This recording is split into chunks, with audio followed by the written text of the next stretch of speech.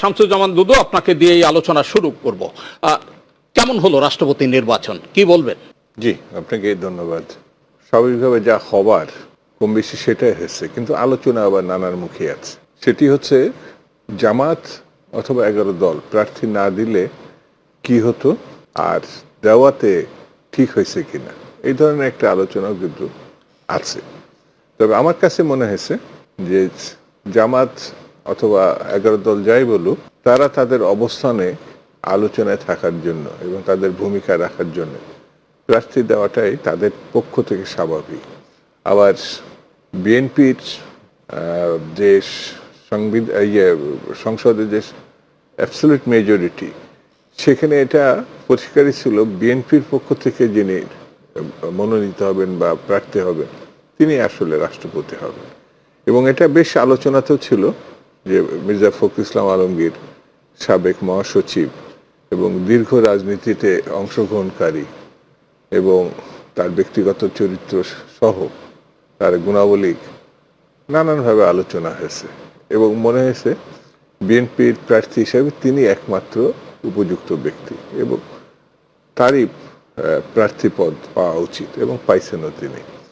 সেই বিবেচনা থেকে এবং নির্বাচন হওয়ার মধ্য দিয়ে কোনো টেনশন পিরিয়ড ছিল না। মানে অনেক সময় আছে না যে কাছাকাছি অবস্থান আছে। আবার এখানে আরেকটা ঘটনা ছিল, সেটি হচ্ছে ৭০ অনুচ্ছেদ। সেটি হচ্ছে যদি দলীয় সিদ্ধান্তের বাইরে যায়, মানে এই দলীয় সিদ্ধান্তটা শুধু বিএনপি না, এমনকি জামাতের প্রার্থী হিসাবেও তারা যদি তাদের দলের বাইরে গিয়ে ভোট দেয়, তাহলে সেই ভোটটি শুধু আত্মঘাতী হবে না, সাংবিধানের প্রশ্নে, সাংবিধানিক রীতিনীতির প্রশ্নে এখন যেটা আছে তার সদস্যপদটা ভায়োলেশন হবে আর কি, সরাসরি বাতিল হয়ে যাবে এমপিত্ব। তো এটা নিয়েও একটা এক ধরনের আলোচনা ছিল যে একজন এমপি, মাননীয় সংসদ সদস্য, তার ইচ্ছা মতো সে ভোট দিতে পারবে না ৭০ অনুচ্ছেদে। ৭০ অনুচ্ছেদের কারণ। আবার ৭০ অনুচ্ছেদ এটা দীর্ঘ সময় ধরেই সংবিধানের প্রথম থেকে এবং বলা যায় কেন হয়েছিল সেই বিষয়টি পরবর্তীতে মানে বাংলাদেশের প্রেক্ষাপটে খুব বেশি আলোচনা হয়নি, কিন্তু এক সময় মানে পাকিস্তান আমলে বিশেষ করে কেন ৭০ অনুচ্ছেদ বাংলাদেশের প্রেক্ষাপটে এসেছিল। পাকিস্তানের প্রেক্ষাপটে কিন্তু ৭০ অনুচ্ছেদ সে সময় ছিল না, যে কারণে সকাল বিকাল মন্ত্রী পরিষদের পতন ঘটত এবং কোন সংসদ সদস্য কোন দলের প্রার্থীকে ভোট দেবে এটা স্বাধীন ব্যাপার ছিল সেই সময়। এটা আগের থেকে বোঝা খুব কঠিন ছিল। তো কেনা বিচারে অভিযোগ উঠছিল ওই সময়, যে কারণে স্বাধীনতার পরে পরে যে সংবিধান প্রণীত হয়েছে সেখানে এই সংসদ সদস্যদের, যেটা আমার কাছে মনে হয়েছে খুব মানে কি বলবো, যে সংসদ সদস্যদের স্বাধীন মতামত তাদের আস্থা বা বিশ্বাস রাখা যাচ্ছে না বলে এই ৭০ অনুচ্ছেদ দিয়ে তাদেরকে নিয়ন্ত্রণ করতে হচ্ছে। এটা একটা জাতির জন্য, একটা পার্লামেন্টের রাজনীতির জন্য সেই মুহূর্তগুলোতে খুবই কঠিন ছিল যে যারা দেশ পরিচালনা করবে, যারা মানুষকে নীতিকথা শোনাবেন, তাদের সিদ্ধান্ত আইন দিয়ে সংরক্ষণ করতে হচ্ছে এবং এখনো আছে সেটি। সেই জন্যে যে আদর্শিকভাবে একটি দল একটা দীর্ঘ সময়, যেমন আওয়ামী লীগ, এটা খুব পুরাতন রাজনৈতিক দল, তার থেকেও পুরাতন রাজনৈতিক দল কিন্তু জামাতে ইসলাম, আর বাংলাদেশের প্রেক্ষাপটে বিএনপি। তো এর থেকে যারা মনোনীত হন এবং এমপি হন, মন্ত্রী হন, তারা নিঃসন্দেহে একটা আদর্শ লালন করে, সেই আদর্শের মধ্য দিয়ে তারা ভবিষ্যতে এগিয়ে যাবেন এটা মানুষ প্রত্যাশা করে। কিন্তু তাদের ৭০ অনুচ্ছেদ দিয়ে আমার বিবেচনায় যখন ৭০ অনুচ্ছেদ সংবিধানে থেকে যায়, তখন মনে যায় অনাস্থা, অবিশ্বাস এটাও থেকে গেছে, এটা আমার কাছে মনে হয়। তো সব বিচারে এবারকার মন্ত্রী পরিষদ এবং রাষ্ট্রপতি আমার বিবেচনায় অনেক পরিষ্কার ছিল এবং এখনো পর্যন্ত মহামান্য রাষ্ট্রপতি হিসাবে যিনি নির্বাচিত হয়েছেন এবং ওই জায়গায় অধিষ্ঠিত হয়েছেন, তিনি পরিষ্কারভাবে একজন ভালো মানুষ এবং তার প্রতি গত আন্দোলন সংগ্রামের মধ্য দিয়ে এক ধরনের একক ব্যক্তিত্ব গড়ে ওঠা আমি যেহেতু তার সঙ্গে দীর্ঘদিন কাজ করছি এবং মির্জা ফখরুল ইসলাম আলমগীর দেখবেন যখন পার্টিতে যখন বেগম খালেদা জিয়া জেলখানায়, আমাদের বর্তমান প্রধানমন্ত্রী মাননীয় প্রধানমন্ত্রী তারেক রহমান সাহেব বিদেশে, তখন বিএনপিকে আগলে রাখার যে একটা ব্যাপার আছে সেটি কিন্তু তিনি দক্ষতার সঙ্গে রেখেছেন। জেল জুলুম খেটেছেন কিন্তু কখনো মাথা নত করেননি। সেই বিবেচনা থেকে রাষ্ট্রপতি হিসেবে নির্বাচিত হয়ে সম্মানের যে 1 নম্বরের চেয়ারটায় বসা, উপযুক্ত মানুষই বসছে। অসংখ্য ধন্যবাদ আপনাকে। আনিস আলমগীর, কি বলবেন আপনি? কেমন হলো রাষ্ট্রপতি নির্বাচন? আপাত দৃষ্টিতে ভালোই। ভাইয়া যেটা বললেন যে একটা এক্সাইটমেন্টটা কম ছিল, কারণ উনি যে নির্বাচিত হবেন এটা তো প্রায় নির্ধারিতই, যেহেতু 70 অনুচ্ছেদ এখানে কার্যকর ছিল না।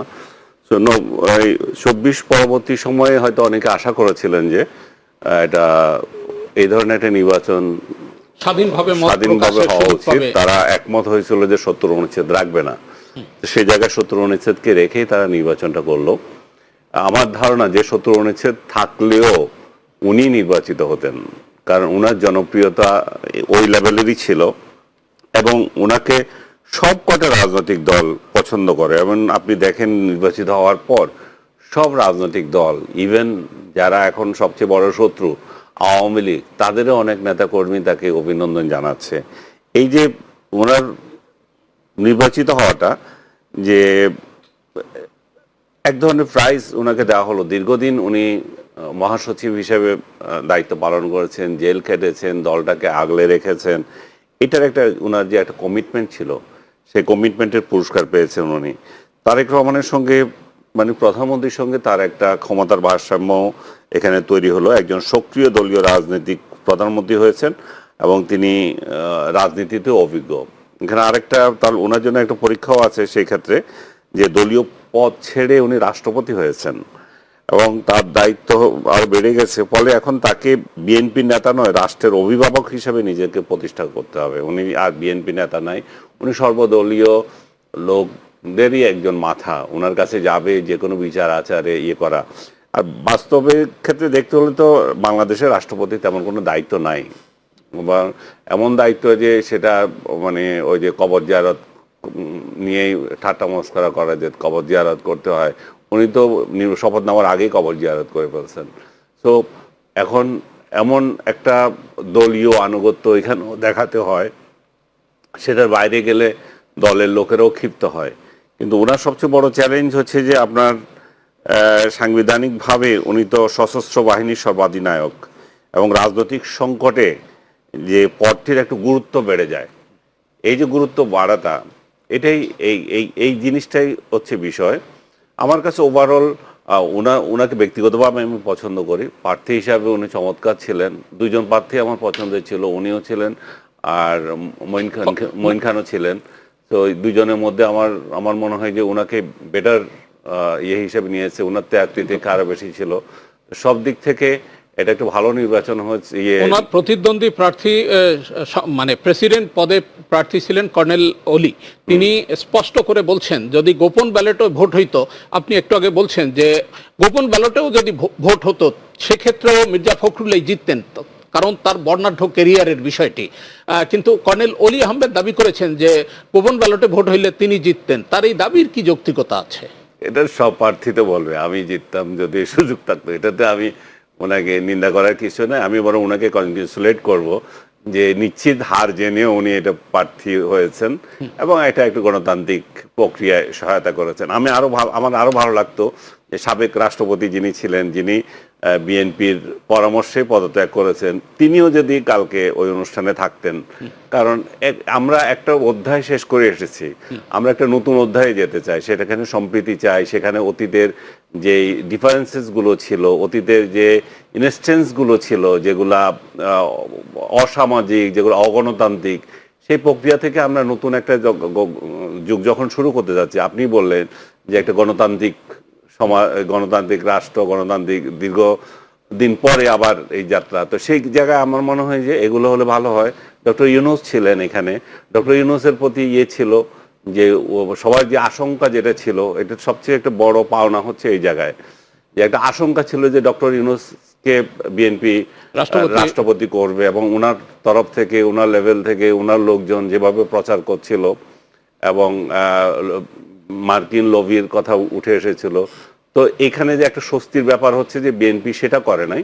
বিএনপি একটা অরাজনৈতিক লোককে, বা যার বিগত ১.৫ বছরের শাসনে যেটা মানে এটা কি বলবো, একটা বিতর্কিত শাসনের পরে এমন একটা ব্যক্তিকে নির্বাচন করেছে যার রাজনৈতিক প্রজ্ঞা আছে।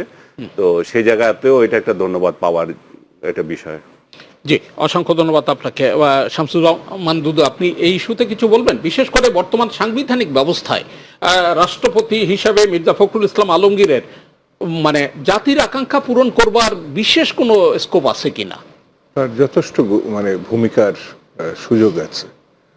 ক্রাইসিস মুহূর্তে তো অবশ্যই রাষ্ট্রপতি ছাড়া আমরা আর কিছু দেখি না। যখন ক্রাইসিস তৈরি হয় দেশের মধ্যে সাংবিধানিকভাবে, সেই সময়গুলো তো যেমন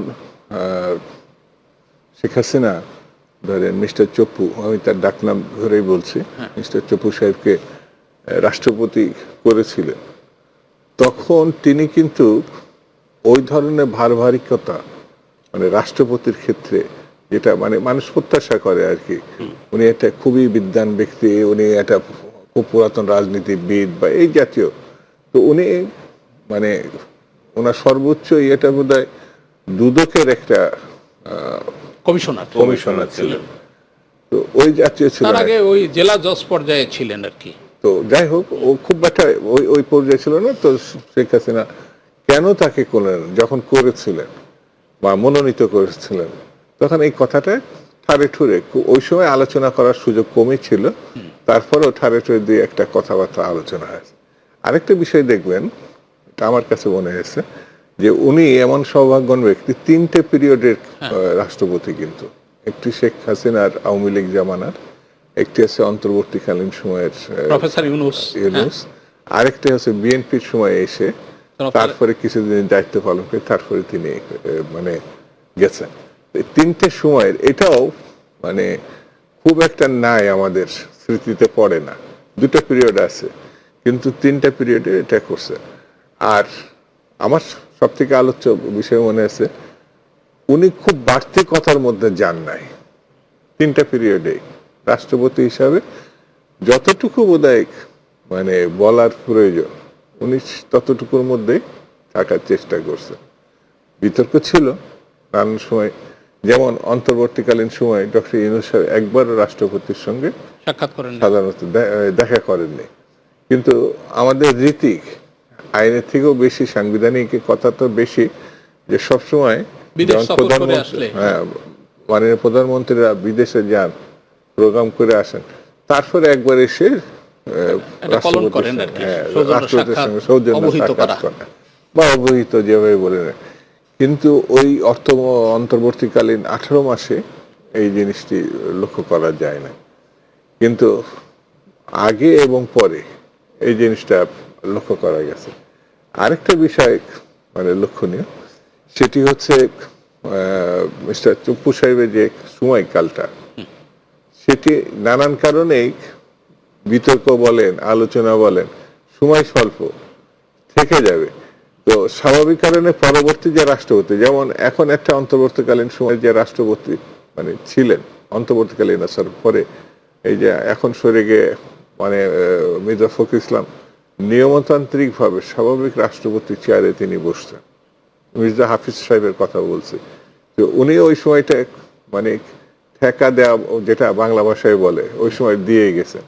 মির্জা ফখরুল ইসলাম আলমগীর সাহেব নানান ঘটনা চড়াই উত্তরের পরে দীর্ঘ রাজনৈতিক তৃণমূল থেকে একেবারে তৃণমূল ছাত্র জীবন থেকে এই কিছুটা দূরে এসএম আলে তিনি ছাত্র ছিলেন ঢাকা বিশ্ববিদ্যালয়, সেখান থেকে ঢাকা কলেজেরও ছাত্র।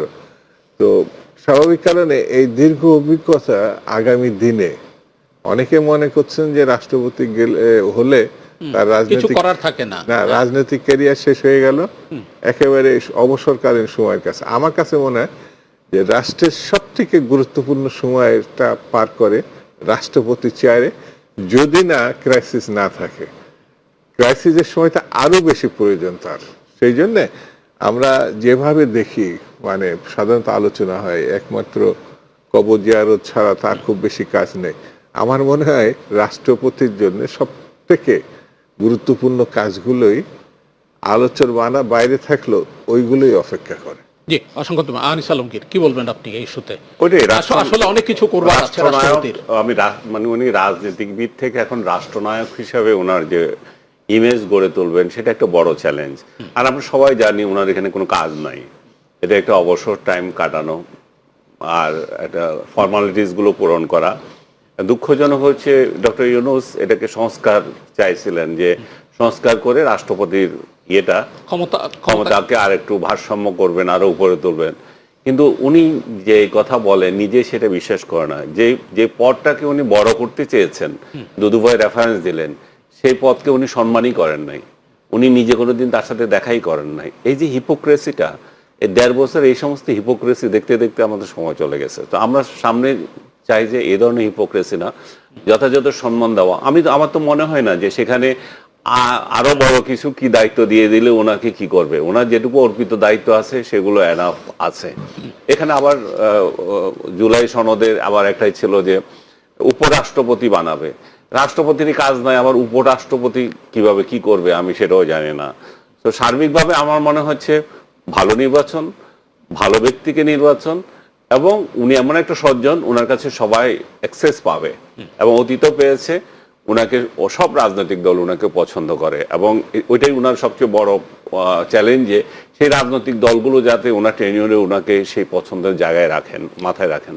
জি, আমরা একটু শপথ অনুষ্ঠানের কথা বলছিলেন, সেখানে ওই বিদায়ী রাষ্ট্রপতি আপনার চুপ্পুকে ইনভাইট করা হয় নাই। এই বিষয়টাকে জনাব আনিস আলমগীর দৃষ্টি আকর্ষণ করেছেন। না, আমি ইনভাইট করছি কিনা জানি না, আমি থাকলে বেটার হতো। উনি ছিলেন না। আমি ঠিক জানি না যে আনুষ্ঠানিকভাবে তাকে দাওয়াত দেওয়া হয়েছে কিনা। অনেক ক্ষেত্রে দাওয়াত দেওয়ার পরে অনেকে অসুস্থ থাকেন অথবা যান না, আবার অনেক সময় দাওয়াতই দেওয়া হয়নি রাজনৈতিক বিবেচনা। আমাদের বন্ধু একজন সিনিয়র সাংবাদিককে তিনি আনুষ্ঠানিকভাবে বলছেন যে দাওয়াত না পেলে আমি যাব কি করে, আমি তো মানে গিয়া বঙ্গভবনে সেদে ঢোকা যায় না। না না না, আমি ওই ব্যবসাটা এই জন্য বিতর্ক নিয়ে যেতে চাচ্ছি না যে উনি দাওয়াত পাননি, সেখানে সেদে কি করে যাবেন রাষ্ট্রপতির ক্ষেত্রে। এখানে আরেকটা দিক আছে, কিন্তু উনি একটা কর্তৃত্ববাদী শাসনে রাষ্ট্রপতি হতে আপত্তি করেননি।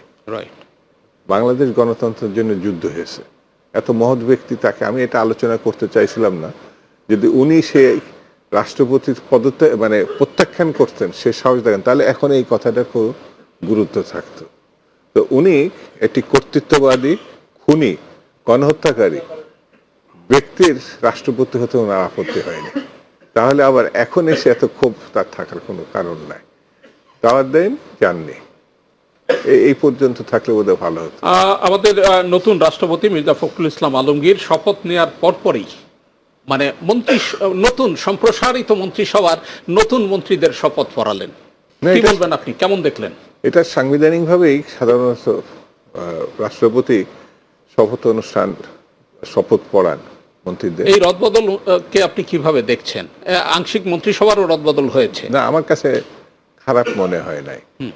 খুব বেশি তো পরিবর্তন নাই, মানে একজন শুধুমাত্র জহিরুদ্দিন স্বপন সাহেব বোধহয় তার মন্ত্রী থেকে উপদেষ্টায় গেছেন, রাজনৈতিক উপদেষ্টা করা হয়েছে। রাজনৈতিক উপদেষ্টা করা হয়েছে। এটা আমার কাছে মনে হয়েছে তিনি আরো বড় পরিসরে গেছেন। বড় পরিসরে এই সাথে না, জহিরুদ্দিন স্বপন সাহেব একটা রাজনীতি ব্যক্তিত্ব। তথ্য মন্ত্রণালয়ের একটা নির্দিষ্ট মন্ত্রণালয়ে উনি গিয়েছিলেন, সেটা গুরুত্বপূর্ণ, সেটা আমি গুরুত্বহীন বলছি না। কিন্তু যখন ওনাকে প্রধানমন্ত্রী রাজনৈতিক উপদেষ্টা বলা হয়েছে, অনেকে এটা নিয়ে বিতর্ক করার চেষ্টা করছে। আমার কাছে মনে হচ্ছে রাজনীতি ঠিক থাকলে সরকার ঠিক থাকে, দেশ ঠিক থাকে। তো একটা মন্ত্রণালয় ঠিক না থাকলেও দেশ এগোতে পারে, কিন্তু বাংলাদেশের রাজনীতি ঠিক না থাকলে পরে এটা এগোনো খুব কঠিন। তো জহিরুদ্দিন স্বপনকে তো আমার মনে হয় প্রমোশনই দিয়েছে বর্তমান সরকার। একটু শুনে আসি আনিস আলমগীর, আপনি কি বলবেন মন্ত্রিসভার সম্প্রসারণ এবং আংশিক রদবদলকে আপনার মূল্যায়ন? ভাইয়ের কথার সূত্র ধরেই বলি, জহিরুদ্দিন স্বপনকে বলি, স্বপন ভাই আমাদের খুবই ঘনিষ্ঠ মানুষ, সজ্জন, রাজনীতিবিদ হিসাবে স্বচ্ছ। ওনারা একই সময়ে রাজনীতি করেছেন। দুদুভাইরা যখন ছিলেন, আমরা পরবর্তী প্রজন্ম, ওনাদেরকে আমরা নেতা মেনেছি।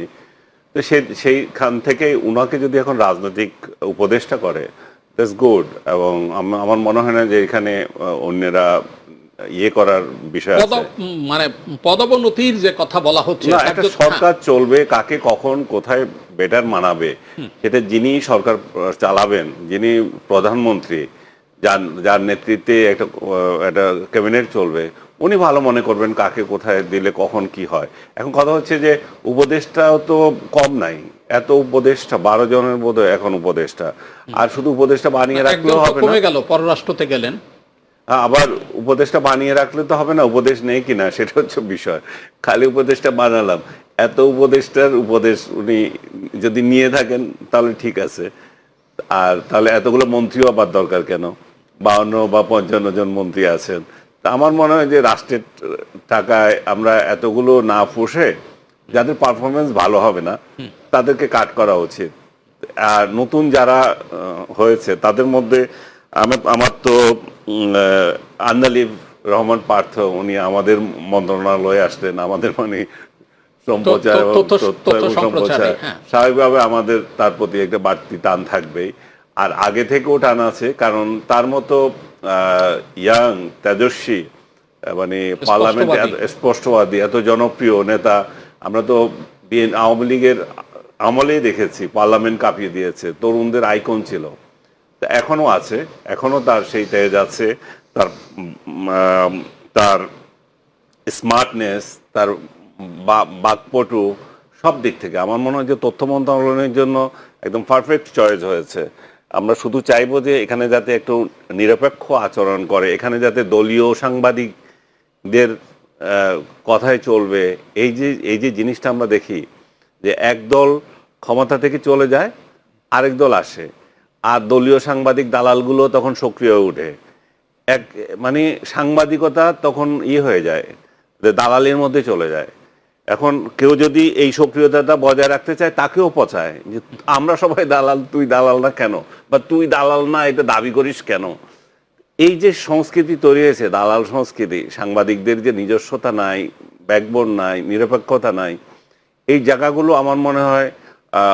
এবং আরেকটা জিনিস হচ্ছে, মানে ব্যাঙ্গের ছাতার মতো ফেসবুক পেজ খুলে খুলে সাংবাদিক, এবং এই যে ক্যামেরা নিয়ে চলে যাচ্ছে, যা ছবি তুলতেছে, বিশেষ করে এরা থানা পুলিশের সঙ্গে যায় একজনকে ডিফেম করার জন্য, কারো মেয়ের, কারো ছেলের প্রাইভেট লাইফ হেল্প করেছে, এবং এটা তুলে দিয়ে টাকা দাবি করতেছে যে এটা যদি আমরা ফেসবুক থেকে না দিতে হয় তাহলে এত টাকা দিতে হবে। এই যে অপসাংবাদিকতা শুরু হয়েছে মেইনস্ট্রিম জার্নালিজমের পাশাপাশি, এটাকে একেবারে গ্রাম পর্যায়ে একটা দূষিত করে ফেলছে। এই জায়গায় আমি মনে করি যে প্রথমে হাত দেওয়া দরকার। জি, আমরা এই ইস্যুতে একটু শামসুজ্জামান দুদু কি বলবেন আপনি? আনিস আলম সাহেব যেটা বললেন এটা খুবই আমার বিবেচনায়, আমিও নিজেও কিছু কিছু জায়গার কথা জানি বা শুনেছি। সাংবাদিকতা বলতে যেটা বুঝায় তারা ঠিক সাংবাদিক না, কোনো একটা অখ্যাত হয়তোবা সে পত্রিকাও নাই, না ফেসবুক পেজ, হ্যাঁ, তো ওইটা মানে একটা কার্ড বানায় নিজে বিভিন্ন প্রতিষ্ঠান, অফিস, বিভিন্ন জায়গায় এসে গিয়ে, মানে সব অফিস যে স্বাভাবিক চলছে এমন তো না, তাদেরকে ব্ল্যাকমেইল করে এটা একটা ব্যবসায় রূপান্তরিত করে ফেলা, এটা আছে। আমার বিবেচনায় তথ্য মন্ত্রণালয়, এমনকি স্বরাষ্ট্র মন্ত্রণালয়েরও মানে সত্যিকারের সাংবাদিকতা, আমরা তো দেখছি আমাদের জাতীয় ইতিহাসে সে 52 ভাষা আন্দোলনের সময় থেকে শুরু করে, আব্দুল সালাম থেকে শুরু করে মানিক মিয়া, অনেক সাংবাদিক আমাদের প্রতিকৃত আছে যারা অন্যায়ের কাছে মাথা নত করে নাই। কিন্তু সাংবাদিকতার ক্ষেত্রে যদি এরকম কিছু ভুইফোর টাইপের ঘটনা থাকে, তাহলে এখন যারা সাংবাদিকতা করছেন, এখন যে ঝুঁকি নিচ্ছেন না, এমন আছে যে সত্যটা বললে পরে তার যে বিপদগুলো তৈরি হচ্ছে, তো ওর বাইরে আবার ওই কার্ডধারী সাংবাদিক, তথাকথিত সাংবাদিক, তারা আবার নানানভাবে সুবিধা নিচ্ছে। সেই সব জায়গা থেকে আমার কাছে মনে হয়েছে এই বিষয়গুলো গুরুত্ব সহকারে শুধু না, যথাযথভাবে দেখতে হবে, না হলে পরে কোনটা সত্য কোনটা মিথ্যা, কোনটা ভালো, লড়াই শুরু হয়ে যাবে না। এটা আপনি যাচাই করা, এটা ভুয়া সংবাদ সাংবাদিক ধরা একটা অভিযান চালাতে হবে। হ্যাঁ, এটাও একটা ঘটনা। সেই জন্য আমার কাছে মনে হয় বিভিন্ন অফিস আদালত স্বাভাবিক প্রক্রিয়ায় যদি রাখতে হয়, সবাই তো অফিসে জানে না যে এটা ভুয়া, এটাই তার কাছে গিয়ে যেসব সুবিধা আদায় করার চিন্তা করে। সেই জন্য আমার কাছে মনে হয় এটাও একটা গণতান্ত্রিক সরকারের জন্য অন্যতম একটি কাজ। প্রলয় এলে দক্ষ নাবিকের খোঁজ মেলে। 6 মাস সরকার অতিক্রম করেছে, নানামুখী সংকট কিন্তু এর মধ্যে দেখা গেছে। আপনাদের নির্বাচনী অঙ্গীকারের সময়ও সরকার প্রধান হিসেবে জনাব তারেক রহমান স্পষ্ট করে বলেছিলেন 6 মাস পর পর মূল্যায়ন করা হবে। উনি তার কথা রেখেছেন 6 মাস পর। কিন্তু একটি বিষয়, প্রলয় এলে তো দক্ষ নাবিককে যেরকম খোঁজা হয় সেরকম মুন্সিয়ানা জানা এবং পোর খাওয়া রাজনীতিবিদদের অনেককেই আমরা দেখি গ্যালারিতে। এই ক্যাবিনেটের এই রিশাফল নিয়ে আপনি এই বিষয়টাকে কিভাবে দেখেন? না না, একটা বিষয় আপনি শুরুতেই উল্লেখ করেছেন যে বোধহয় 51 কি 52 জন মন্ত্রী পরিষদ, এটা তো খুব ছোট না আমাদের মতো দেশে। সেই ক্ষেত্রে আরো দক্ষ লোককে নিয়ে আসা, তাহলে কোথায় নিয়ে এসে জায়গা দিব, তাদের দিয়ে কি কাজ করব, এটাও একটা প্রশ্ন উঠবে। আর দুটো জিনিস হচ্ছে, গ্যালারির প্রশ্ন যেটা আসছে, এখানে কিন্তু দলীয় সরকার, এটা নির্দলীয় কোনো বা অন্তর্বর্তী কোনো সরকার না, এটা দলের পক্ষ থেকেই এখানে আসছে। কিছু হয়তো মাননীয় প্রধানমন্ত্রী যেটি মনে করেন টেকনোক্র্যাট হিসাবে কিছু থাকে, তো স্বাভাবিক কারণে দল বিবেচনায় এই মন্ত্রিপরিষদ, 6 মাসের মন্ত্রিপরিষদ, সাফল্য ব্যর্থতা এগুলো তিনি তার মতো করে সাজিয়েছেন। দেখবেন, হ্যাঁ বুঝবেন। আবার পরবর্তী কিছু সময় যদি 6 মাসই ধরি, যে এই 6 মাস গেছে, আরো 6 মাস দেখার পরে তিনি আবার হয়তো সিদ্ধান্ত নেবেন। কিন্তু একটা জিনিস এখানে আমাদের দৃষ্টির বাইরে যাচ্ছে, সরকার হচ্ছে দলের, দল আবার কাজ করছে কিনা, ফাংশনাল কিনা। মন্ত্রী পরিষদে যারা সদস্য তাদের ডিপার্টমেন্টগুলো দিয়ে তারা এক একটা ডিপার্টমেন্ট চালাচ্ছে, আর দলের যারা নেতা, তারা স্থায়ী পুরো কমিটি, সরকারকে- না দলের স্থায়ী কমিটি, ভাইস চেয়ারম্যান, যুগ্ম মহাসচিব, এইভাবে একটা সংখ্যা আছে না, একেবারে মেম্বার পর্যন্ত। জি। সেই জায়গাটায় সরকার যে সিদ্ধান্তটা নিবেন, সরকার এটা জনগণের জন্য সিদ্ধান্ত নিবেন, তো যে সিদ্ধান্ত নিক না কেন, সেই জায়গাটা ঠিক মতো কাজ হচ্ছে কিনা সেটা কিন্তু আবার রুটিন ওয়ার্ক করে দল দেখে। সেটি আবার কিতে অফ দি রেকর্ড, মানে বাইরে থাকে, সেটি সরকার প্রধান হিসাবে মাননীয় প্রধানমন্ত্রীর কাছে দলের কোনো সদস্য যদি মনে করেন এটা ঠিক হচ্ছে না অথবা এটা ঠিক হয়েছে, সেই কথাটা ওখানে পৌঁছায় দিতে পারে। এটা দলের ভিতর থেকে। আর দলের বাইরের আবার একটা মানে পেশাজীবী গোষ্ঠী থাকে যারা আমাদের দলের পক্ষে নানান সময় কাজ করছে, তাদেরও কিছু কিছু বক্তব্য তাদের অভিজ্ঞতা থেকে দলের কাছেই দেয়, অথবা সরাসরি সরকারের কাছেও দিতে পারে। তো এই সব মিলেমিশেই কিন্তু একটি গণতান্ত্রিক বিধি ব্যবস্থায় সামনের দিকে এগিয়ে যায়। জি, জনাব আনিস আলমগীর, প্রলয় এলে দক্ষ নাবিকের খোঁজা হয়, তো এই 6 মাসের মধ্যে সরকার অনেকগুলো সংকটের মধ্যে পড়েছে। এখন এই যে নতুন যে 6 জনকে খোঁজা হলো, কি বলবেন সার্বিকভাবে? বাইরে তো আরো দক্ষ লোক আমরা দেখি, আমরা ডক্টর খন্দকার মোশাররফের কথা বলি, আমরা আমানুল্লাহ আমানের কথা বলতে পারি, আমাদের এই যে আমাদের পাশে আছেন শামসুজ্জামান দুদু, এরা মানে আমি বলবো মুন্সিয়ানা জানা এবং পোর খাওয়া রাজনৈতিক নেতৃত্ব। তো এখানে কি আছে, কি করতে হবে? এমনিতে তো যা মন্ত্রী সবার যত বড় টেকনাফ থেকে তেঁতুলিয়া হয়ে যাবে, আর কতগুলো চাচ্ছে না, কিন্তু যাদের পারফরমেন্স ভালো হচ্ছে না, 6 মাসের পরীক্ষায় যারা উত্তীর্ণ হবে না, তাদের বিষয়ে কি বলবেন? সেটা তো আমি বলেছি, যাদের ভালো পারফরমেন্স হবে না তাদেরকে বাদ দিতে হবে। আর আপনি যে একটা বললেন প্রলয় এলে, হ্যাঁ, দক্ষ নাবিক খোঁজা হয়, সেটাই তো স্বাভাবিক। প্রলয় আসছে বলেই তো দক্ষ নাবিক খুঁজবে, ওনারা দক্ষতা বিচার করবে। 6 মাসে অনেকের পারফরমেন্স বোঝাও যায় না। তারপরেও আমার মনে হয় যে যারা এটা দেখছেন তারা তো করবেন। বিশেষ করে জ্বালানি খাতটা নিয়ে অনেক টেনশনে আছে অনেকে। জ্বালানি খাত যদি সরকার মনে করে যে না, এখানে আমরা যে নাবিককে দিয়েছি ওনার পারফরমেন্সে কোনো নাই, আসলে ব্যবস্থাপনার অন্য জায়গা থেকে বা বহির্বিশ্বের যে সমস্যা যেটা এখন জ্বালানি খাত নিয়ে, সেখান থেকে আসতে পারে। আমার মনে হয় জ্বালানি এবং দ্রব্যমূল্য এই দুটো এখন একটু চ্যালেঞ্জিং জায়গা আছে। এই দুইটা ছাড়া তো বাকিগুলো তাদের মতো তারা করছে, এবং সরকারের 6 মাসের আপনি যদি ইয়ে দিতে বলেন, মূল্যায়ন দিতে বলেন, আমার মনে হচ্ছে যে যদি প্রথম 6 মাস তো চলে গেল, এখন পরবর্তীতে যদি আপনি নীতিগতভাবে মানে 6 মাসের নীতিগত সূচনার পর আপনি যদি দ্বিতীয় পর্যায়ে দ্রব্যমূল্য এবং জ্বালানি সংকটের মতো মৌলিক যে বিষয়গুলো, জনদুর্ভোগ, এগুলো যদি না কমে, সেটা এক ধরনের সরকারকে বিপদে ফেলবে। আর সরকার তো গত 6 মাসে যা করেছে সেটা পত্র পত্রিকাগুলোতে জরিপ আকারে যেভাবে আসছে, আমার ডেইলি স্টারের একটা প্রকাশিত জরিপে আমি দেখলাম যে 60% নাগরিক প্রধানমন্ত্রী হিসেবে তারেক রহমানের কাজে সন্তুষ্ট, আবার সরকারের পারফরমেন্সে সন্তুষ্ট আপনার 54.5% লোক, অসন্তুষ্ট মানুষ দেখলাম 32% বা 32.9 মানে 33-এ ধরলাম। তো এই আপনি যদি 33 ধরা মানে হচ্ছে যে তার মানে একেবারেই অসন্তুষ্টের জায়গায় চলে গেছে মানুষ, সেটা তো নয়। পারফরমেন্সের দিক থেকে যদি আপনি চিন্তা করেন যে 54.5% কিন্তু একেবারে খারাপ না। আবার দেশের সার্বিক গতিপথ যদি দেখেন, সেখানে 48% লোক মনে করে যে দেশ সঠিক পথে এগোচ্ছে এবং 35% মনে করছে যে সেটা গতিপথ ভুল। তার মানে এই জায়গাতেও সরকারের প্রত্যেকটা সরকারের পক্ষেই আছে। আর সরকার যে দৃশ্যমান কতগুলো পরিবর্তন এনেছিল, যে ফ্যামিলি কার্ড করা, কৃষি কার্ড করা, তারপরে কৃষকদের 10,000 টাকা পর্যন্ত কৃষি ঋণ মওকুফ করা, এবং তার সুফল পেয়েছে প্রায় 15 লক্ষ কৃষক। তো এগুলোকে এবং আরেকটা জিনিস করছে যে আপনার 24 লাখ টন রেকর্ড পরিমাণ খাদ্য মজুদ এটা গড়ে তুলেছে। তারপরে প্রটোকল সংস্কৃতির একটা বিষয় খুব আলোচিত হয়েছে, যে প্রধানমন্ত্রী নিজেই অত কড়া প্রটোকল মানেন না, অনেক সময় বাড়তি প্রটোকল যেটা দিচ্ছে, মন্ত্রীরা অনেকে গাড়ি নেন নাই, এগুলোরও কিন্তু অনেক ইতিবাচক হয়েছে।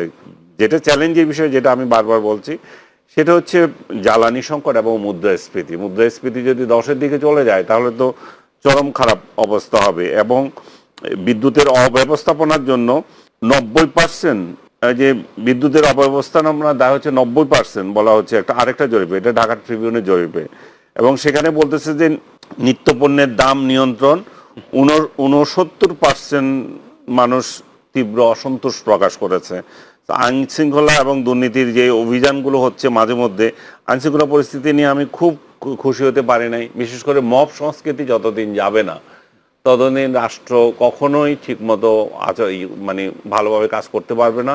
আইন শৃঙ্খলায় জড়িত যেসব ব্যক্তিরা জড়িত আছেন, পুলিশ এবং আদার্স, তারা তাদের দায়িত্ব ঠিকমতো পালন করতে পারবে না এবং দায়িত্ব হেজিটেট করবে তারা, আমি কি এটা করব না, নাকি আমাকে থানায় এসে আবার আমাকে সরকারি দলের লোকেরা করবে, মানে মক করবে, বা সরকারি দলের না বিরোধী দলের এখন গজিয়ে ওঠা অনেকগুলো এখন কমিটি হয়, অমুক মঞ্চ তমুক মঞ্চ, এই মঞ্চের লোকেরা গিয়ে আমাকে প্রেশার তৈরি করবে কিনা, এই সমস্ত দিক থেকে কিন্তু তারা এক ধরনের প্রেশারে থাকছে।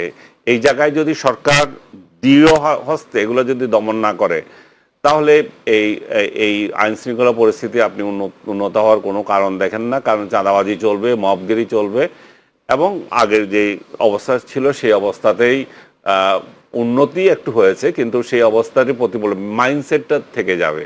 ইউনূসের 1.5 বছরে যে মাইন্ডসেট ছিল যে আপনি আমাকে যখন তখন আক্রমণ করতে পারেন, আপনি আমাকে পিটিয়ে দিতে পারেন, আপনি আমাকে পিটিয়ে জেলে দিয়ে দিতে পারেন, মব করতে পারেন, সেই মেন্টালিটি থেকে বের হতে পারছে না। আরেকটা জিনিস হচ্ছে, অনবরত একটা পক্ষকে আপনি গালি দিয়ে যাচ্ছেন, আপনি স্বৈরাচারের দোষর অমুক তমুক কোয়া আপনি আপনার মতো করে দিয়ে যাইতেছেন, সেটারও কোনো জবাব নাই, সেটারও কোনো প্রতিকার নাই, সে কিন্তু আইনের আশ্রয় নিতে পারছে না। আমি কয়েকদিন আগে দেখলাম যে তথ্য উপদেষ্টা যিনি ডাক্তার জাহিদুর রহমান বললেন যে এগুলো ডিসইনফরমেশন যে আপনার বিরুদ্ধে যদি ছড়িয়ে থাকে সেটার আমরা ব্যবস্থা করবো। এটা কোন আইনে করবে আমি জানি না, কোনো আইন নাই। এখন ডিসইনফরমেশন এমন অবস্থা হয়েছে সোশ্যাল মিডিয়াতে, যে কেউ যে কাউকে যখন তখন ডিফেম করতে পারে, যা ইচ্ছা তা লিখে দিল, এবং এমন ব্যক্তি লিখে দিচ্ছে আপনি ওকে কাউন্টার করা মানে হচ্ছে সেটাকে আরো প্রচার করা।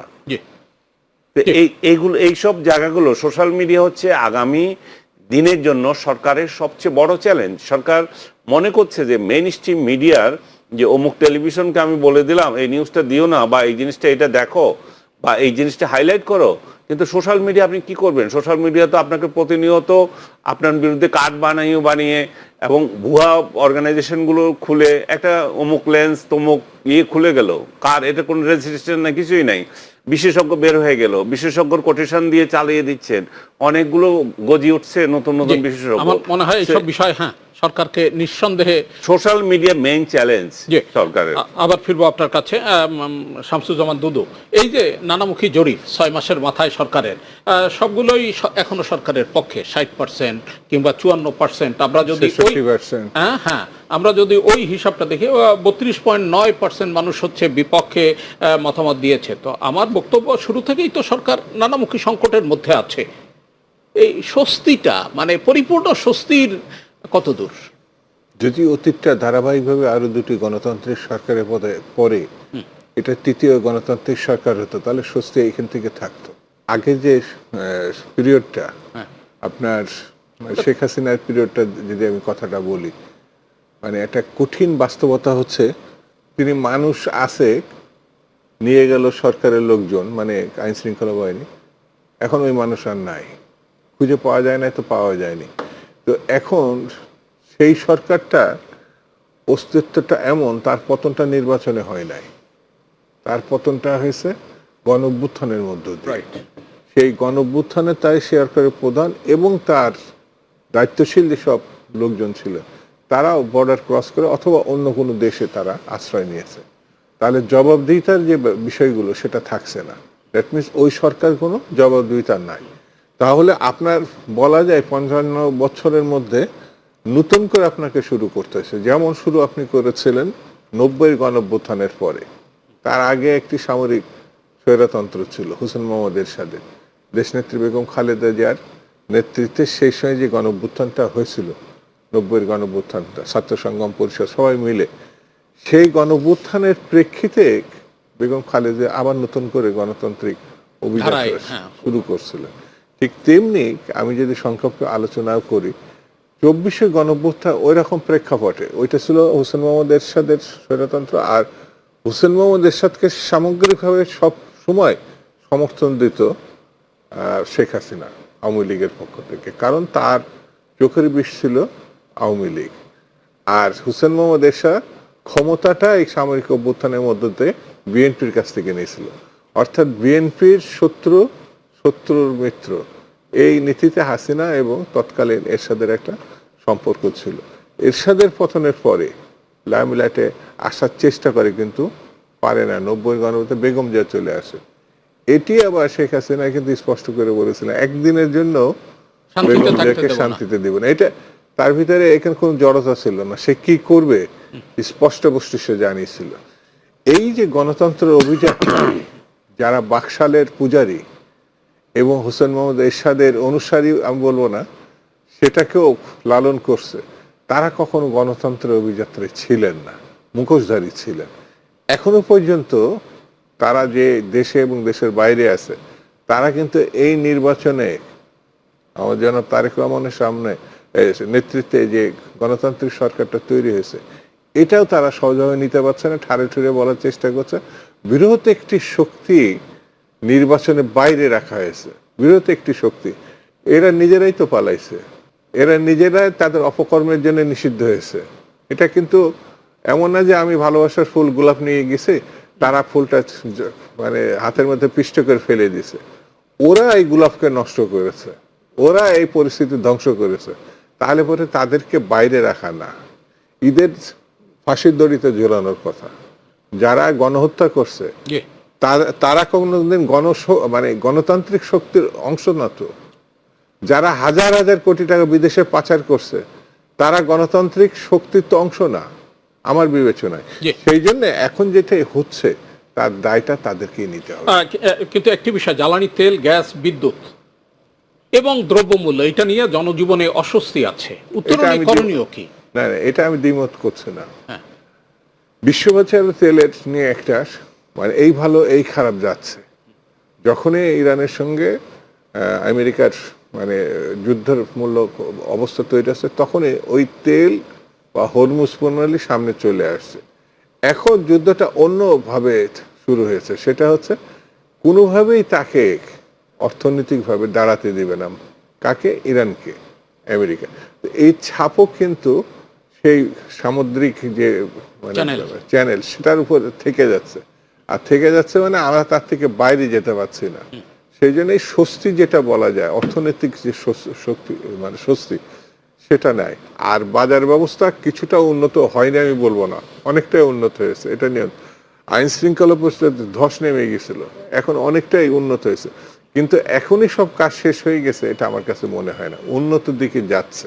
জনাব আনিস আলমগীর, আমরা এই পরিবর্তনে ধর্মে দেখলাম একজন প্রতিমন্ত্রী অ্যাড করা হলো, এবং পররাষ্ট্রে হুমায়ুন কবির, তিনি প্রধানমন্ত্রীর পররাষ্ট্র বিষয়ক উপদেষ্টা ছিলেন, তাকে পররাষ্ট্র প্রতিমন্ত্রী করা হলো। এই পরিবর্তন, একই সঙ্গে যদি প্রতিবেশীদের সঙ্গে বাংলাদেশের যে সম্পর্ক, এটি তো এখন একেবারেই তলানিতে, উত্তরণে করণীয় কি, এটা কোনো বিশেষ ভূমিকা রাখবে? কি বলবেন আপনি? প্রতিবেশীদের সম্পর্ক উন্নয়নে এটা বিশেষ ভূমিকা রাখবে আমি ঠিক মনে করি না, কারণ পররাষ্ট্র মন্ত্রণালয়ে যে বদলটা আনা হয়েছে সেটা মূলত পররাষ্ট্রমন্ত্রী যখন বাইরে চলে যাচ্ছেন, একটা ইউএন জেনারেল সেশনে উনি প্রিসাইড করবেন, তারই হয়তো এটা রিপ্লেসমেন্ট বলতে পারেন, এবং দুইজন থাকা অস্বাভাবিক কিছু নয়, থাকতেই পারে। এবং বাংলাদেশের পররাষ্ট্র নীতি অনেকে মনে করছে ঠিক মতো চলছে, অনেক তো কঠোর কিছু হবে। আমার মনে হয় যে আমাদের কারোর সাথে বন্ধুত্ব নয়, মানে সবার সাথে বন্ধুত্ব, কারোর সাথে শত্রুতা নয়, এই নীতিতে আমাদের অটল থাকা দরকার। সেখানে একটু বায়াসনেস কমানো দরকার। আমরা এক দেশের প্রতি যেটা দেখেছি, ভারতের প্রতি আমরা এত বন্ধুত্ব একেবারে ঢেলে দিয়েছি যে পাকিস্তানের দিকে তাকাই নাই। আবার এখন পাকিস্তানের দিকে এমন ঢেলে পড়েছি যে ভারতের দিকে তাকানোর টাইম নেই। তো আমার মনে হয় যে আমাদের প্রতিবেশী সবাই সমান, আমরা এই দৃষ্টিতে এগোলে ভালো হয়। এবং ভারতের বহুল আলোচিত যে সফর, সেটা এখনো হচ্ছে না। আমাদের তরফ থেকে বলা হয়েছে যে পরিবেশ এখনো তৈরি হয়নি, এবং তার কিছু রিজনও দেখিয়েছে বাংলাদেশ। আবার ইন্ডিয়ান তরফ থেকে ঠিক ওইভাবে এটার জবাবও ঠিক মতো আসছে না, যে রিজনগুলার মানে জবাব যে তারা দেবে, কারণ তারাও এক ধরনের আমি কি বলবো মানে ইয়ের মধ্যে পড়েছে। একদিকে তাদের শেখ হাসিনার সাথে সম্পর্ক, আরেক দিক দিয়ে বর্তমান সরকারের সাথেও তারা সম্পর্ক উন্নয়ন ঘটাতে চায়। এই দুইটা ইস্যু যে তাদের মধ্যে একটা টানাপোড়েনের সৃষ্টি হয়েছে। তারা এটা কিভাবে হ্যান্ডেল করে এখন বল তাদের হাতে, সেটা একটা বিষয়। তবে আমি একজন নাগরিক হিসাবে যেটা বলবো, যে শেখ হাসিনা বাংলাদেশ এবং ভারতের মধ্যে দ্বিপাক্ষিক সম্পর্কে কোর ইস্যু হতে পারে না। আমাদের কোর ইস্যু হচ্ছে আমাদের নদীগুলো পানি বন্টন, আমাদের কোর ইস্যু হচ্ছে আমাদের সীমান্তের সুরক্ষা, যেখানে বিএসএফ এখানে হত্যা করে, আমাদের কোর ইস্যু হচ্ছে বাণিজ্যের যে ব্যবধান, এগুলা। তো এগুলোকে আমরা সর্ট আউট করার জন্য আমরা অনেক গুরুত্ব দেব। ভারতের তরফ থেকে তাদের 7 সিস্টার্সকে নিরাপদ রাখা, সীমান্তের নিরাপত্তা রাখা, এটা তাদের জন্য অনেক বড় চ্যালেঞ্জ। তারাও তাদের সিকিউরিটি কনসার্ন আছে সব সময়। তারা বাংলাদেশের সংখ্যালঘুদের ইস্যু তোলে, যেটার কোনো ভিত্তি তারা প্রমাণ করতে পারে না। তো সব কিছু যদি এনগেজমেন্টে না থাকে, তাহলে এটা কোনোটাই তো ঠিকমতো হবে না। তো এনগেজমেন্ট বাড়ানোর জন্য বাংলাদেশের কনসার্নকেও তাকে গুরুত্ব দিতে হবে, এবং সেটা তারা এই ভারসাম্য কিভাবে করবে, একদিকে শেখ হাসিনা আবার একদিকে নতুন সরকার, সেটা তাদের মধ্যে। আর আপনি যে এটা এখানে যে নতুন যে মন্ত্রী দিয়েছে, আমার মনে হয় ইটস বেটার, কারণ উনি তো আগে থেকেই উপদেষ্টা হিসেবে কাজ করছেন, এখন বরং আরো তার ভিত্তিটা আরো স্ট্রং হলো। এবং কালক্রমে আমার মনে হয় যে আমাদের পররাষ্ট্রমন্ত্রী যিনি আছেন খলিলুর রহমান হয়তো একসময় সরেও যেতে পারেন। খলিলুর রহমান এখানে তো বাড়তি লোক হিসেবে এসছে। খলিলুর রহমান তো এই সরকারের কোনো কেউ না, কোনো ব্যক্তিও না, কিন্তু তার দক্ষতার জন্য কিংবা অন্য কোনো কমিটমেন্টে তাকে রাখতে হয়েছে। তো তার রিপ্লেসমেন্ট যদি আমাদের তৈরি হয়, ইটস গুড। এবং এটা হয়তো ইতিবাচক ভাবে দেখছেন। এবং আপনি আরেকটা মন্ত্রীর কথা বলছেন যে ধর্মমন্ত্রী, আমার মনে হয় এটা খুবই অপ্রয়োজনীয় ছিল। ওখানে প্রতিমন্ত্রী দেওয়া হয়েছে, ওখানে একজন মন্ত্রী আছে। মন্ত্রণালয়টা এত ছোট, এখানে 2 মন্ত্রীর কি আছে কাজ করার? ওনার বিরুদ্ধে অলরেডি আবার হেফাজতেরা অভিযোগ তুলেছে যে উনি হানাফি বিরোধী এবং সালাফি লোকজন, মানে সৌদি মতাদর্শী যে সমস্ত গোষ্ঠী আছে, ধর্মীয় গোষ্ঠী, তাদের লোক। তো এটা আরেকটা কেওয়াজ তৈরি করবে। আমার মনে হয় যে ধর্মবিরোধে এমনি দ্বন্দ্বরা আছি, তারপরে মনে হয় জঙ্গিবাদের কথা উঠে, তো সবকিছু মিলে সরকারকে এখানে খুব সতর্কতার সাথে আগাতে হবে। কারণ আমাদের ধর্মীয় গোষ্ঠীর যখন উৎপাত করে, সেটা এমন একটা পরিবেশ তৈরি হয় যে সরকার এটা মানে ইয়েও করতে পারে না, হজমও করতে পারে না, আবার এদের প্রতি কঠোরও হতে পারে না। তো সরকার এই সমস্ত চ্যালেঞ্জগুলো আগে থেকে যেতে মাথায় রাখে। অসংখ্য ধন্যবাদ আপনাকে। শামসুজ্জামান দুদু, কি বলবেন আপনি?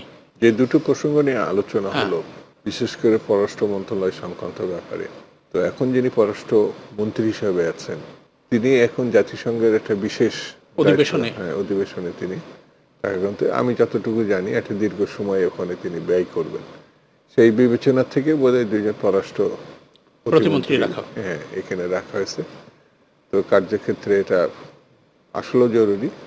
যেমন পার্শ্ববর্তী দেশের সঙ্গে আমাদের একটা সম্পর্কে টানাপোড়েন আছে, এটা মানে বাংলাদেশের জন্য না, অতীতে ভারতে যেসব ভূমিকা পালন করেছিল, অর্থাৎ সে কর্তৃত্ববাদী একটি দল, ব্যক্তি, এই যে সম্পর্কটা আমাদের সঙ্গে ভারতের বন্ধুত্ববন্ধু সম্পর্ক ছিল না সেটা বলবো না, কিন্তু তারা মুজিব এবং আওয়ামী লীগ আর হাসিনা এবং আওয়ামী লীগ এর বাইরে খুব একটা বেরোতে পারে না পার্শ্ববর্তী যে দেশে। তো ওখান থেকে তারা যদি বেরিয়ে এসে জনগণ টু জনগণ, অর্থাৎ দেশ টু দেশ, তাহলে ঠিক আছে আমার বিবেচনায়। কিন্তু কোনো দল বিশেষকে সামনে রেখে, ব্যক্তিকে সামনে রেখে কোনো দেশ যদি এগোতে চায় কোনো দেশের ক্ষেত্রে, সেখানে সংকট অনিবার্য, যেটা আমাদের সঙ্গে ভারতের সম্পর্ক আছে। হ্যাঁ, তাদেরও কিছু ব্যবসাপাতের ব্যাপার, স্বার্থের ব্যাপার এই দেশে থাকতে পারে। হ্যাঁ, যদিও তারা বাড়তি যে ঘটনাটা উল্লেখ করে সেটা হচ্ছে সংখ্যালঘু, কথায় কথায় তারা সংখ্যালঘু। আনিস আলমগীর বলছেন তা প্রমাণ করতে পারে না কখনোই। প্রমাণ শুধু না, এখানে সংখ্যালঘু নেতৃবৃন্দ যারা আছে, যেমন আপনার কথা বলে, রাস্তাঘাটে যদি দুইজনের ভিতরে একটা হাতাহাতি হয়, কথা কাটাও হয়, তো সেটা ওরা হিন্দু মুসলিম খুঁজে বের করে। কিন্তু এখানে তো প্রতিবেশীর সঙ্গে, বন্ধুর সঙ্গে কত কিছুই তো হতে, আবার এটা মিটেও যায়, রাইট। কিন্তু সেটি ধর্ম বিবেচনায় আসে না। কিন্তু ওটা আবার খোঁজ খবর করে ওরা আবার এটা বিভিন্ন প্রচার মাধ্যমে নিয়ে আসে। সেই বিবেচনা থেকে আমার কাছে মনে হয়েছে ভারতকে আসলে একটু পরিবর্তিত দৃষ্টিভঙ্গি নিয়ে, দু দেশের সম্পর্কের ক্ষেত্রে শেখ হাসিনার ইস্যুটাকে আপনি কিভাবে দেখেন? এটা তো একেবারেই, আমি একটু আগেও বলেছি, ভারত সবসময় হাসিনা, আগে ছিল মুজিব, হাসিনা এবং আওয়ামী লীগ, এই যে দৃষ্টিভঙ্গি, এটাতে তো মীমাংসা হবে না। আপনাকে এই জায়গা থেকে সরে আসতে এখান হবে। থেকে অবশ্যই সরতে হবে, না সরলে যতদিন এটার মধ্যে থাকবে ততদিন পর্যন্ত সংকট আরো ঘনীভূত হবে। জি, আমরা একেবারে এই অনুষ্ঠানের শেষ পর্যায়ে। জনাব আনিস আলমগীর, আজকে আমাদের বিষয়বস্তু ছিল রাষ্ট্রপতি ও মন্ত্রিসভা। শেষ প্রশ্ন হচ্ছে, সরকারের সামনে এই মুহূর্তে মূল চ্যালেঞ্জগুলো কি? বললাম তো যে যেটা আমাদের বিদ্যুৎ এবং মুদ্রাস্ফীতি কমানো, কারণ মুদ্রাস্ফীতি যদি না কমে তাহলে তো আমাদের অর্থনীতি 12টা বাজবে, কারণ আপনার ডলারের সাথে আপনি কম্পিট করতে পারছেন না। আর জ্বালানি তেল, জ্বালানির সংকট যদি না মিটে পুরো দেশে অচল হয়ে যাবে, ব্যবসা বাণিজ্য সব কিছু, এই দুটা জিনিস আছে। আর আমি যেটা মনে করি যে সোশ্যাল মিডিয়া, যেটা আমি আগে বলেছি, সোশ্যাল মিডিয়া নিয়ন্ত্রণ সরকার নিতে হবে। সোশ্যাল মিডিয়ার জন্য বিশেষ আইন করতে হবে। কিভাবে করবে আমি জানি না। আমি আপনার বিরুদ্ধে যা আচ্ছা তা লিখে দিলাম, আপনি এখানে সাইবার ক্রাইম তৈরি করেছেন, সাইবার ক্রাইমে যাইতে যাইতে আমার দিন শেষ, মানে 14 দিন 15 দিনও আমার কিছু হবে না। আমি এখানে আদালতেও যেতে পারি না, আদালতে গেলেও এটার কোনো ইয়ে নাই, আপনাকে গ্রেপ্তার করার কিছু নাই, এটাও মাসের পর মাস চলবে। তো তাৎক্ষণিকভাবে এটা নিরসন করার জন্য কোনো তৈরি করতে হবে, এবং সেটা শুধুমাত্র প্রধানমন্ত্রী কিংবা মন্ত্রী লেভেলের কারোর বিরুদ্ধে যদি আপনি কোনো মানহানিকর কিছু করেন, সেটার জন্য প্রশাসন খুব তড়িৎ গতিতে আসে, কিন্তু সাধারণ নাগরিক বা সমাজে অন্য গণ্যমান্য ব্যক্তিদের ব্যাপারে কোনো কিছু নাই, সেখানে যা ইচ্ছা তা লেখা যায়। এই যে একটা এনার্কি চলছে, অনাচার চলছে, এই অনাচারকে কিভাবে রোধ করবে সরকার আমি জানি না। এবং সরকারের নিজস্ব পলিসিরও একটা ব্যাপার আছে, আমি এখানে বলা ঠিক হবে কিনা জানি না। যে কয়টা সোশ্যাল মিডিয়াতে অনলাইন নাম ধরেই যতগুলো আছে, এগুলো বেশিরভাগই বিএনপির সঙ্গে এই সাংঘর্ষিক, এরা বেশিরভাগই হচ্ছে যে বিরোধী মতাবলম্বী, এরা বেশিরভাগই হচ্ছে আরো সরাসরি বললে জামাতের সাথে সংশ্লিষ্ট গুপ্ত জামাত, এরা এমন সব কর্মকাণ্ড করছে যেটা সরকারের দরদি সেজে সরকারের বিরুদ্ধে অনবরত ক্যাম্পেইন করছে, এবং সরকারের সঙ্গে কারো সম্পর্ক ভালো, সম্পর্ক কারো হচ্ছে সরকারের সাথে, মানে তাদের শত্রু সরকারের সাথে কোনো সম্পর্ক ভালো হচ্ছে, তাদের বিরুদ্ধে লেগে যাচ্ছে। তো সরকার তার নীতিতে ঠিক আছে, কিন্তু সরকারেরও যে এই সোশ্যাল মিডিয়ায় একটা প্রভাব থাকতে হবে, তারও যে মিডিয়া দরকার হয়, মানে কাউন্টার দেওয়ার জন্য, সেটা নাই। আর যদি না থাকে তাহলে এই সমস্ত প্রোপাগান্ডা প্রতিষ্ঠানগুলোকে নিয়ন্ত্রণ দরকার আছে। জি, অসংখ্য ধন্যবাদ। জনাব শামসুজ্জামান দুদু, সরকারের সামনে এই মুহূর্তে মূল চ্যালেঞ্জগুলো কি, করণীয় কি? যদি আমি ক্যাটাগরিলি ছোট ছোট করে দেখতে চাই, যে মূল সমস্যা যেমন বিদ্যুৎ, গ্যাস, জ্বালানি, এটা বেশ 6 মাসের ভিতরে একাধিক মানুষের অস্বস্তির একেবারে এটা এক নম্বরে সবাই আলোচনা করছে। মানে ঘরে ঘরে তো গ্যাস প্রয়োজন, রাস্তাঘাটে গাড়িতে গ্যাস প্রয়োজন, কলকারখানায় গ্যাসের প্রয়োজন, বিদ্যুতের প্রয়োজন। তো গ্যাস না থাকলে বিদ্যুৎ উৎপাদন হয় না, আর উৎপাদন বিদ্যুৎ না থাকলে তাহলে পরে সর্বক্ষেত্রে এক ধরনের জটিলতা দেখা দেয়, নেতিবাচক একটা মানে ঘটনার মানে মুখোমুখি হয়। যেমন দ্রব্যমূল্য, জীবনযাত্রার ব্যয় যদি যখন বাড়ে, মানুষের ভিতরে এটা অস্বস্তি না, এক ধরনের চাপের মধ্যে ক্ষোভ এটা তৈরি হয়। আইন শৃঙ্খলা বা নিরাপত্তা, ধরেন আপনার অনেক ধরনের জরিপ হচ্ছে, সেই জরিপের দেখবেন এটা 2-3 মধ্যে আসছে আইন শৃঙ্খলার প্রশ্নটা। এটা এখন মানে এই সরকার আসার পরে বাড়ছে না কমছে? অনেক ক্ষেত্রে কমছে, কিন্তু তার মানে এই নয় এটা মীমাংসিত অবস্থায় চলে গেছে। কিন্তু এই দিকে যখন আমরা দিতে পারবো, মানে ভালো করে নজর দিতে পারবো, আমার বিবেচনায় মানে এটা ভালো বড় ধরনের একটি ঘটনা হবে। যেমন আমরা যেভাবে দেখি না কেন, সামনের দিনগুলোতে আরো সমস্যা আসবে, যেমন এইভাবে যাবে, সমস্যা আসবে, মোকাবেলা করে মোকাবেলা করতে হবে, আবার এটা যাবে, আবার নতুন সমস্যা থাকতে হবে। যেমন এটা আমি একেবারে স্পষ্ট করে বলি, গণঅভ্যুত্থানের অন্যতম দিকটা ছিল, আপনার ছেলেরা যেটা অভিযোগ করছিল, সেটা কোটা সিস্টেম। চাকরি একটা ব্যাপার ছিল, যে চাকরি কোটার মাধ্যমে সরকার বা সরকারি দলরা নিয়ে যাচ্ছিল। এটা সাধারণ মেধাবী, যেভাবে বলি, সাধারণ ছেলেরা পাচ্ছিল না। সেই কর্মসংস্থানের ব্যবস্থাটা কিন্তু এখনো মীমাংসিত না, সেটিকে আপনার গুরুত্ব সহকারে আপনার সামনে নিয়ে আসতে হবে। আরেকটি বিষয়, সেটা রাজনৈতিকভাবে মানে জিনিসটা দেখতে হবে, সেটি আমার বিবেচনায় গত মানে ভারত পাকিস্তান আমলে 24 বছর, বাংলাদেশে 50 বছর। এখানে ধর্মস্থিত দেশ ছিল, রিপাবলিক মানে মানে পাকিস্তানটা একেবারে সরাসরি একটি ধর্মীয় দেশ ছিল। সেই ধর্মীয় গোষ্ঠী কিন্তু এখন আপনি বাইরে না, এই গণঅভ্যুত্থানের পর তাদের এক ধরনের উত্থান ঘটছে। অর্থাৎ রাজনৈতিক বিবেচনায়, জাতীয়তাবাদী দৃষ্টিভঙ্গি নিয়ে যদি আপনি এগোতে ব্যর্থ হন, তাহলে অন্য ধরনের পরিস্থিতির সৃষ্টি হতে পারে। সেজন্য সতর্কভাবে এগোতে